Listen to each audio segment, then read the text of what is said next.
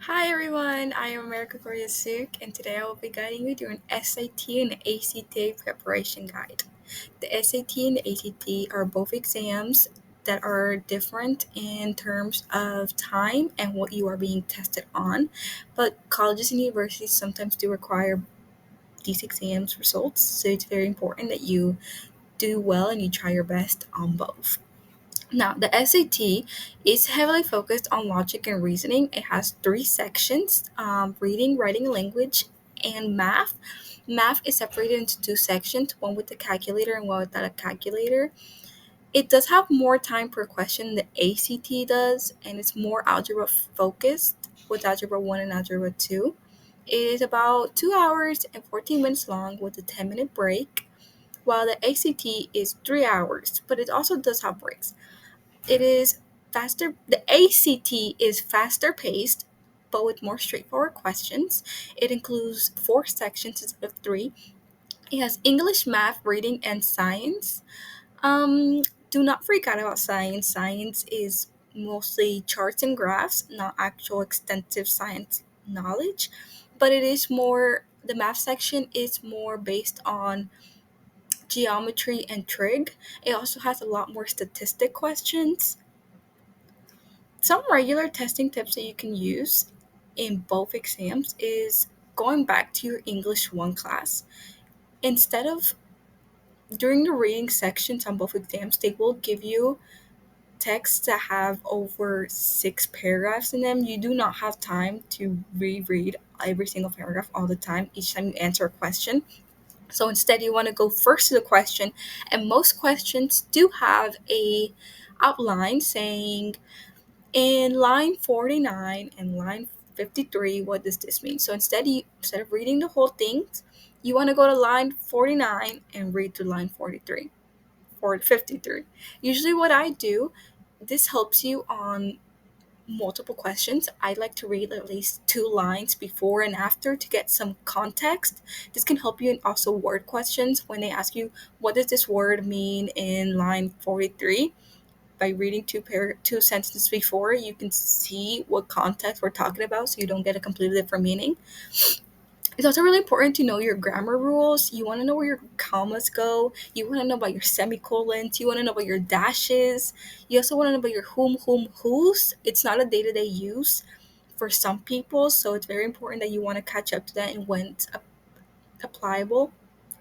And math, you want to memorize your formulas. If you do not know a question, move on. Do not be stuck on it, because in these tests you do not have time to be plugging in different things and not get any of the answers. It's very important that you estimate and you cross out answers that you know are for sure not. That is the best strategy here.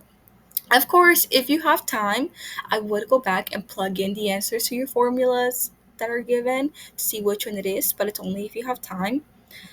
On the ACT science, like I said, it's really important that you know your bar graphs, your table graphs, your tables, your char graphs, and everything, and your pie graphs. It's also important that you know the basic utensils in a science lab in case it asks for you to look in it in a drawing they give you and you know what you're looking at. It's very important in this section that you pay attention to the name of the graphs. Sometimes in the question, they'll be like, in table one, what does this mean? You want to go back to table one and make sure you're looking at table one, because sometimes to trick you, they will mess with the order of the graphs. Instead of having table one being the first table, they'll have table four being the first table. So just make sure you're reading the names and you're looking at the right ones so you give the right answer. I made a little study guide. So I highly recommend you start with a diagnostic and practice test, a full SAT or ACT. This will show your baseline score, show where you're at. It will give you your weaknesses and your strengths. If by any chance you are studying only 2 weeks or a few days before your exam, I highly suggest that you still do the practice exam, but you focus on your strengths, because in such limited time, there's no way of actually showing any improvement in your weaknesses, but you can push your strengths to make sure you really exceed at those sections.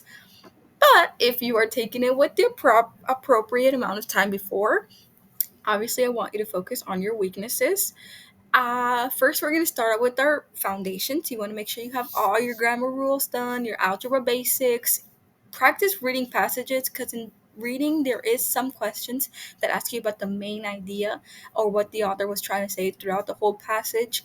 So you do probably need to read the whole thing again. Most of the time, that's the very last question. So by this time, you sort of have an image of what the passage is about, especially since you have to go back and forth, back and forth. So sometimes it's not necessary to read the whole thing, but just in case, you want to make sure you know how to read it fast and understand it. And practicing reading passages like that is really going to help you. Then you want to build strategies and learn patterns. Like I said, lots of the evidence is always going to be in the reading. You want to skim fast, get direct answers, and then for math, you want to understand their questions, their formulas, and their little patterns. Usually, they give you the same type of question, just with different numbers and different wordings. Like if we do multiple practice tests, you'll see that they like to use the same wording, and then you'll be able to hint out the answer much faster. By when you're getting closer, I suggest you taking more and more practice tests so you know what you're doing wrong, and you want to figure out strategies to solve it because you don't want to keep repeating the same mistakes. Um, Here's the hardest part for some students because this is where you're gonna really just focus on the parts where you don't know. It's gonna be probably math topics, and you're just gonna keep on wanting to face it, doing, and pace yourself. It's important to understand, but it's also really important to pace yourself because sometimes the question is just really long and you have to keep going. Oh, that's another little tip. Um, Usually in math, they try to, in the reading ones, they give you a bunch of information that is not needed. So you want to go to the last sentence where the question mark is, and based off that, based off what they're asking you, go back, read the question, and identify what you need. Like I said, number six, going back to what I was talking about of it depends on how much time you're studying before and how much points you actually want to increase.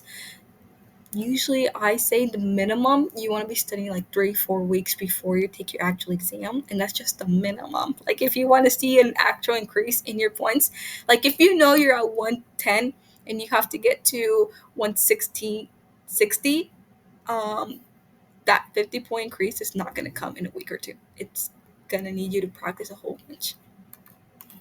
Here are some resources you can use. These are the best free resources. Um, Khan Academy is very, very recommended. It has a lot of practice questions and some practice exams on every single section, and it helps you. It has like mini lessons, so if you know you're stuck on algebra, geometry, or statistics, you can go over it. You can even look to YouTube. There's lots of YouTube channels like Tutor TV, or if you know specifically in science, you haven't done that in a while, you want to go back to your organic chemistry tutor, which is also tutor in math. Or you want to go back to the basics with after school tutoring. If you know your teacher in algebra, you want to meet up with her, talk to her, make some plans, dates, or if you have schoolmates who are willing to tutor you in things you or in classes you haven't taken. Like if you haven't taken statistics, you can talk to somebody, read their notes, maybe them guide you a little. Anything is better than nothing. So, like I said, these tests are sometimes required by schools that I know of. There's no school that asks for a specific one. Like they don't say I want the ACT or I want the SAT. But I do recommend you searching it up on your website and school website in case they do, and you're not like wasting your time on the wrong test. When considering which one you actually want to go full on, you want to consider your strengths: math, reading, your grades. What do past tests tell you? You want to consider if you work fast or slow. If you work good under pressure, I would go the ACT because, like I said, 60 minutes, 60 questions, 1 minute per question. Like, if you know you're going to be like, oh, I got it, da, da, da, da, take the ACT. If you know you need more time and you're more, like, those 30 seconds are going to help you, take the SAT. Thank you guys. I wish you all the best of luck. Also, to sign up for these tests, I recommend you sign up for the ACT on College Board and the ACT on the official ACT website. Go to your guidance counselor when signing up the first time. Most of your schools will offer you a fee waiver for the first maybe two exams, but your guidance counselor has that code. So you have to meet up with them. If you don't meet up with them, you're just going to be paying $70 per test each time. And that's why it's also really important that you study enough so you don't have to keep paying that money if you go out of the fee waivers amount. Thank you.